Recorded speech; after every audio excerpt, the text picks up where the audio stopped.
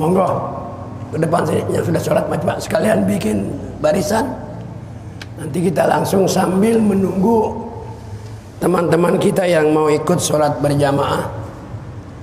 Saya ingin mengajak kepada saudara-saudara untuk melihat ayat-ayat Allah, kisah masa akan datang, bagaimana setelah manusia dihisab, setelah ditimbang, ya, apakah semua itu manusia masuk surga ataukah dia masuk neraka?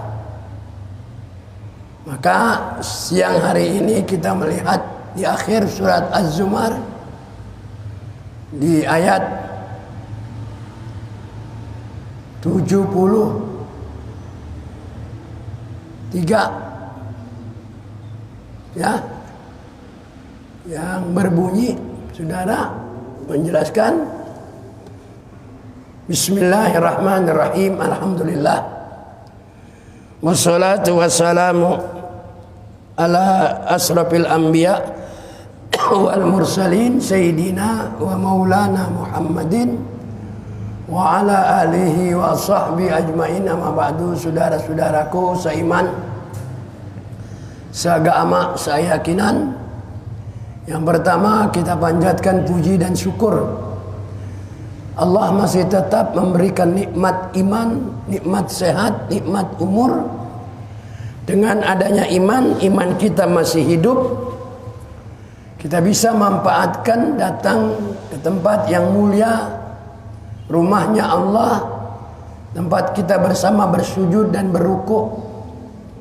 Mudah-mudahan siang hari ini amal ibadah kita diterima oleh Allah Subhanahu wa taala. Hadirin saudara, ada dua ayat terakhir daripada surat Az-Zumar. Tadi saya katakan bahwa setelah kita dihisab, ditimbang, bagaimana bagian kita nanti tergantung masa hidup kita dahulu. Apakah kita orang yang taat sama Allah dan cinta kepada Rasul sebagai utusan Allah? Maka Allah memberikan warning, pemberitahuan. Bagaimana kata Allah, wasiqal ladzina kafaru ila jahannama zumaro. Setelah kita dihisab, manusia sudah terakhir dikumpulkan di padang mahsyar, sudah dimintakan pertanggungjawaban jawab, udah bermacam-macam dah. Maka manusia di sana akan digiring, dihalau secara rombongan. Ada rombongan kafir, ada rombongan mukminin, rombongan muttaqin, dan rombongan munafikin. Nah, ayat yang saya akan sampaikan ini, yang pertama berkenaan orang-orang kafir, orang yang ingkar, orang yang tidak mau beriman. Siapa yang disebut kafir? Orang yang masih hidup sampai dia mati. Ya. Jadi kalau ada orang ingkar lagi hidup, juga boleh disebut orang kafir. Untuk membuktikan langsung dia kafir nanti setelah dia meninggal dunia. Mungkin ada orang yang kafir kemudian dia beriman. Ya. Jadi secara jelas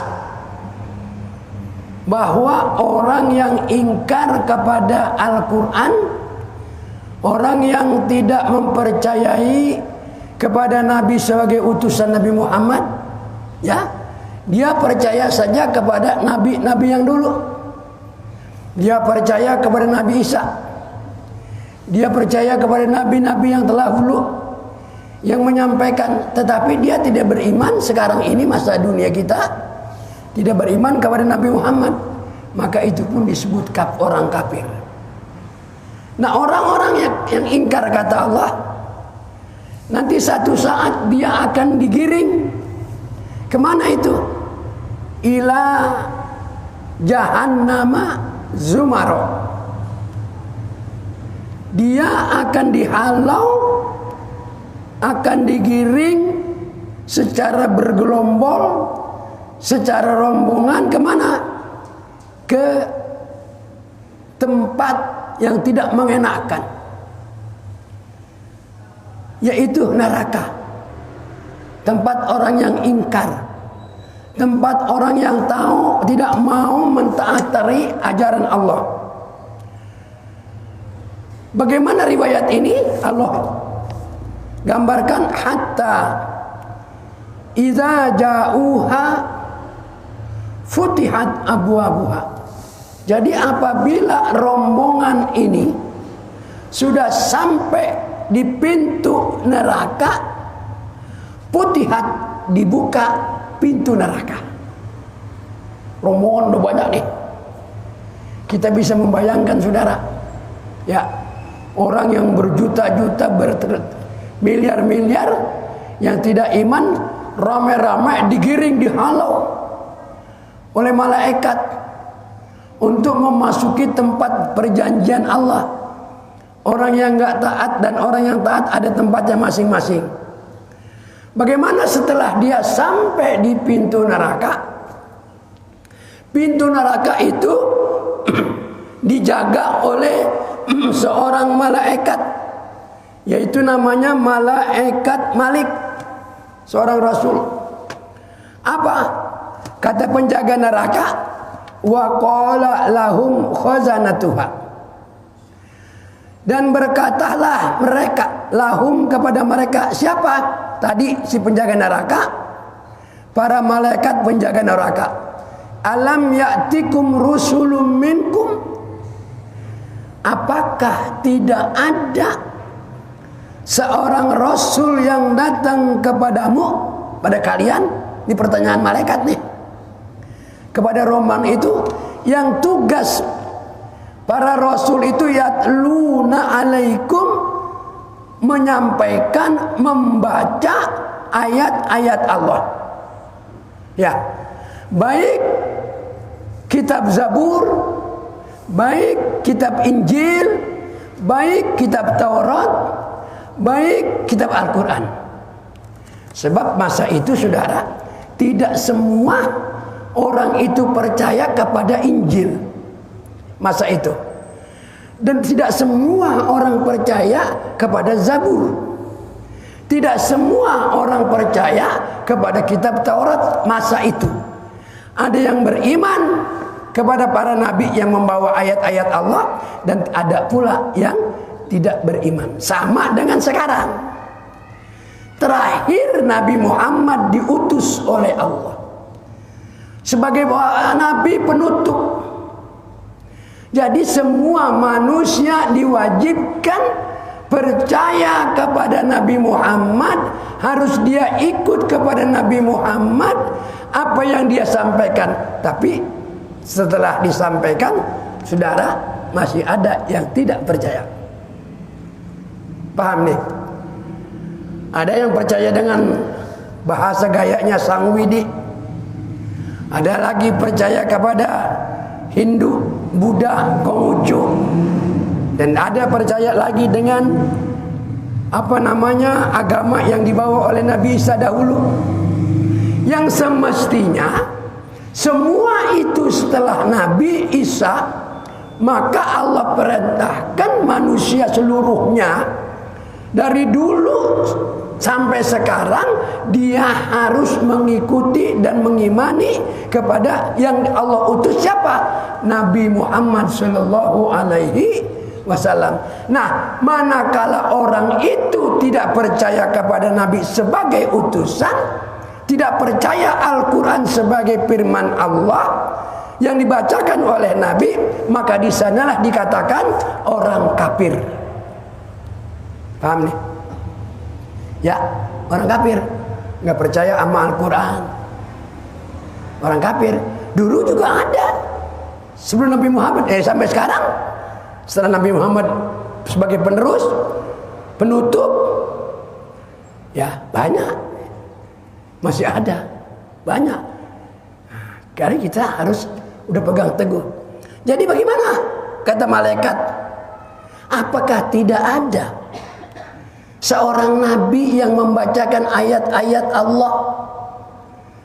Wa yunzirunakum, dan apakah tidak ada seorang nabi yang memberi peringatan kepadamu?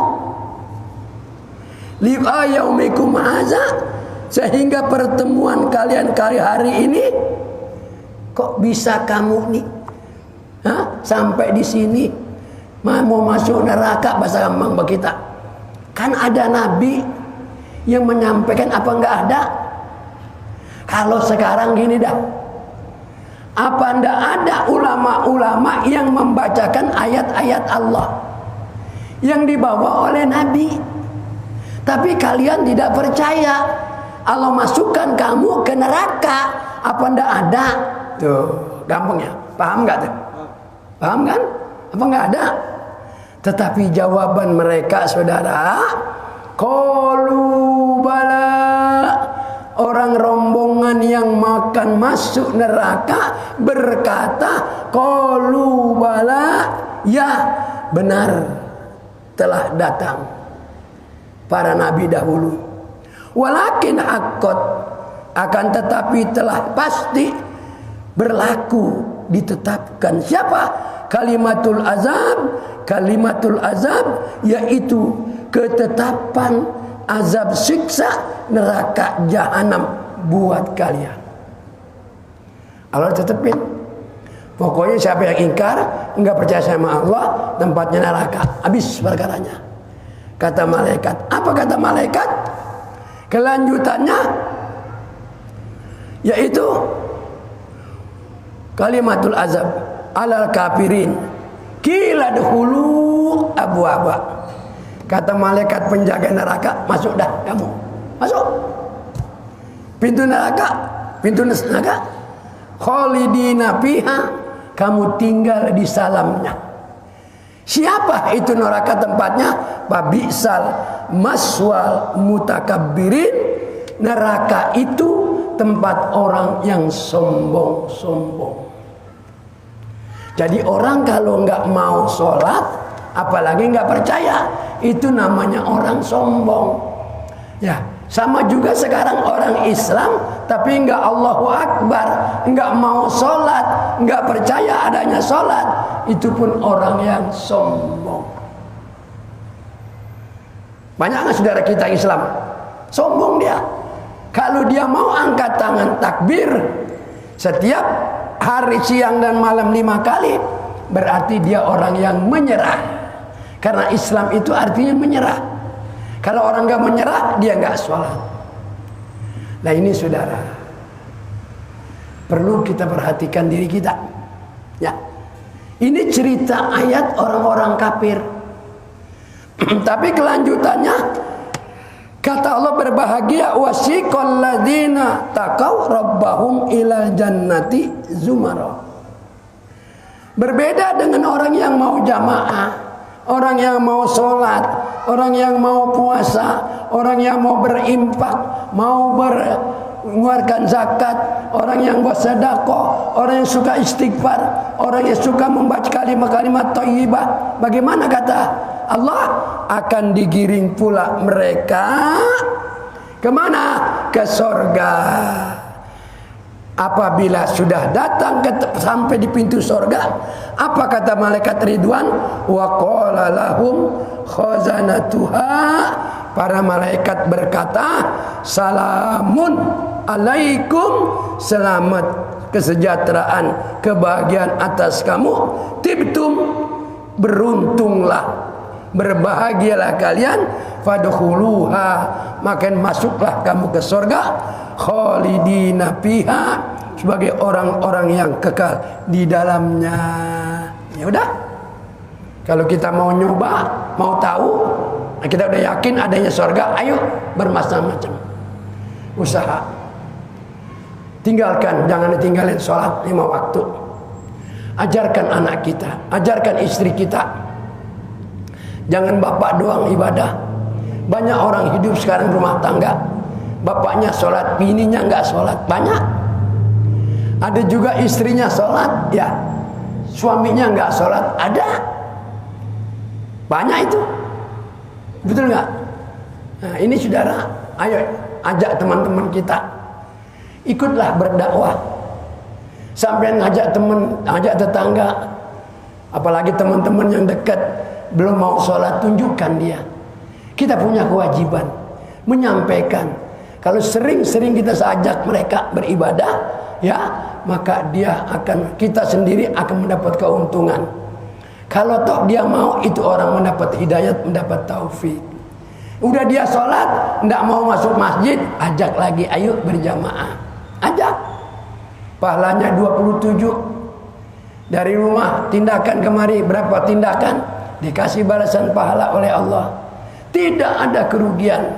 Kalau kita mau cari pahala, kita orang susah, duit nggak banyak, hanya sampai makan siang sama sore doang umpamanya, ya. Mau naruh di kotak nggak ada, mau sedekah nggak ada. Ajak kebaikan orang lain, berjihad, ngajarkan anak berjihad.